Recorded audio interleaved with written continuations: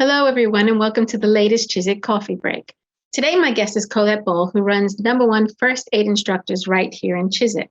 Colette is a qualified accountant who worked in publishing and private clubs for many years before retraining and establishing her business as an Ofqual regulated first aid and mental health first aid trainer provider in 2016.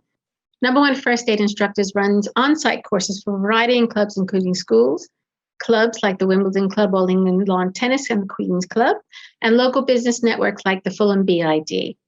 Open weekly courses in Chiswick are attended by individuals like sports professionals, the LTA tennis and other coaches and trainers, PTs, yogas, and class instructors, self-employed, nannies, and small business owners as well. So with all that, welcome, Colette. That's quite an intro. Yes. Thank you, Jeannie. That sounds really good. Thank you very much for being my guest today. So, straightforward question. What made you switch careers? Yeah, I get asked this a lot, actually. Never thought I'd study again, having qualified many years ago as an accountant. But in 2015, my husband was diagnosed with atrial fibrillation. We were in complete shock. As a keen sportsman, very fit. We did our research, looked up the statistics, and really I thought he could have a cardiac arrest at any time, and would I know what to do? So that happened late 2015, and then almost at the same time, my sister, who's a nurse in York, was asked to do some first aid training.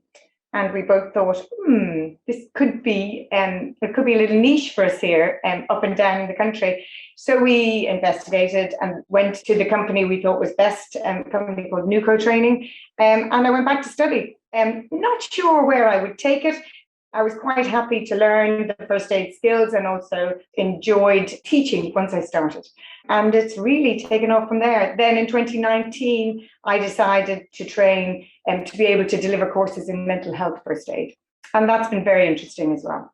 It gives a great understanding. It's a really good concept. And I think it all helps to reduce stigma, and we're all, helps us all move to a better place. I hadn't actually heard until I met you. I actually hadn't heard about mental health first aid training. So I think it's a really fascinating area. What sort of businesses or organizations need first aid training? And, is it age? I mean, is the range of ages up, high, low? So every employer by law has to be able to provide immediate help to somebody who's got sick or got injured. So there's the health and safety executive looks after all of that. So most people who do courses need it for their workplace, for their own professional qualification, or their employer says, so as a tennis coach, you needed to do your level 2. As a netball coach, you need it. As a PT, you need it. As a yoga teacher, because you and I, when we go and work with somebody, we want to know they can look after us if we have an emergency.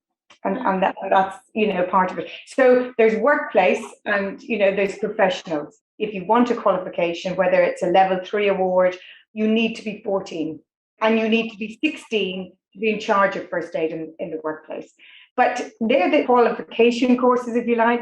There's also, you can run any course for anybody, as long as you're following all the guidelines of the Resource Council and the Health and Safety Executive. Some clubs I go to, the committees just want 3 hours to know how to save a life. Some students just need 2 hours. Somebody is happy to have 1 hour. So you can run any courses you like, but only the accredited courses have to follow a certain format and number of hours, contact time, and various other paperwork and stuff.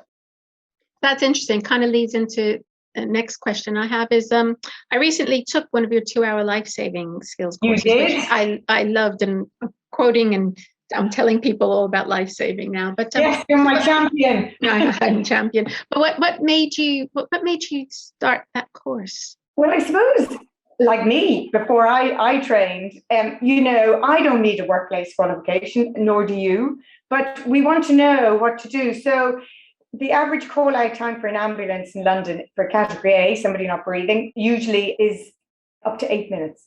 Yeah. So, if somebody's not breathing, you have about 10 minutes. If nobody does anything, you have 10 minutes till it's all over. I know in the movies they come back when they jump them and do all sorts, but in real life, you've got about 10 minutes. So really, those courses, I think, a 2-hour course gives people the skills to save a life, to know what to do in those 8 minutes while you're waiting for the ambulance. And they can make all the difference. The statistics in the UK are shocking, Jeannie. I mean, apart from there's over 30,000 out of hospital sudden cardiac arrests a year, that's over 90 a day.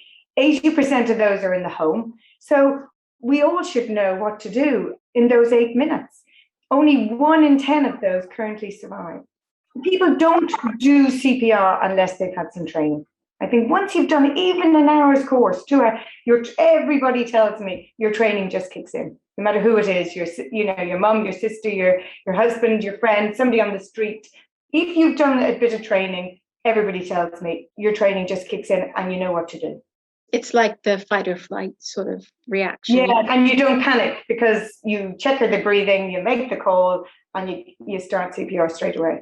With that, one of the things we learned on the course and I've become quite passionate about is defibrillators. And the amount of people I talked to said, oh, I could never do that. I'm too scared. I wouldn't touch it.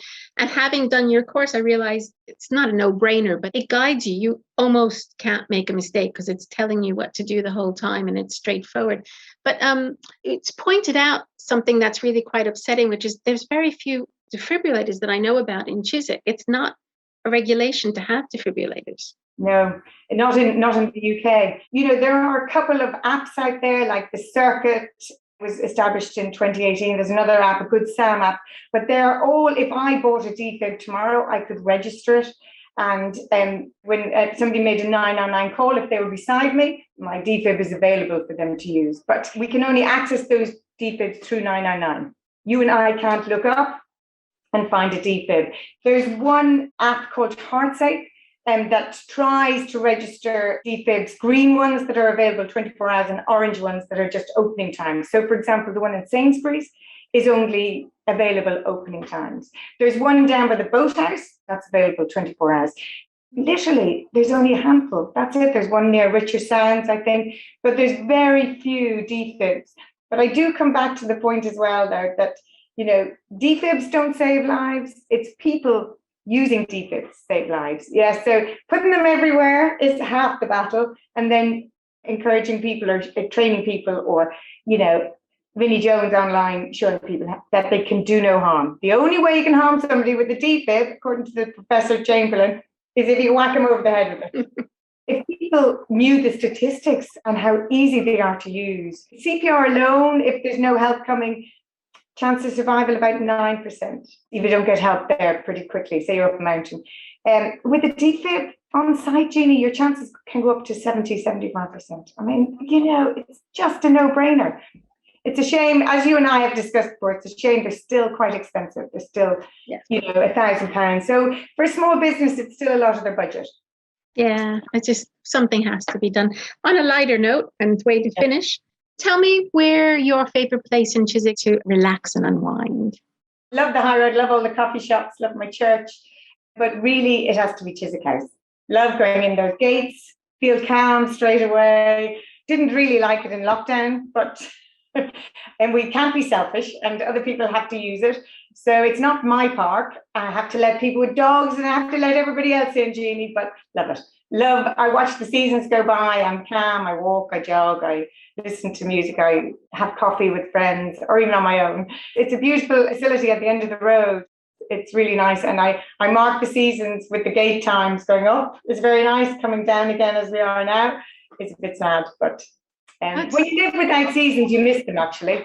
You know? I agree with you in terms of where, Chiswick House, because it's almost like you're not in London, you're not in, you're transposed into someplace peaceful and tranquil in the countryside almost. It's yeah, we can cod ourselves until we hear the A4. Yeah. Thank you so much, Colette, for being my guest today. I really enjoyed this. I think the two of us could go on and on. We do. Thank you so much. And thank you, everybody, for joining us, and look forward to seeing you again at the next Chiswick Coffee Break.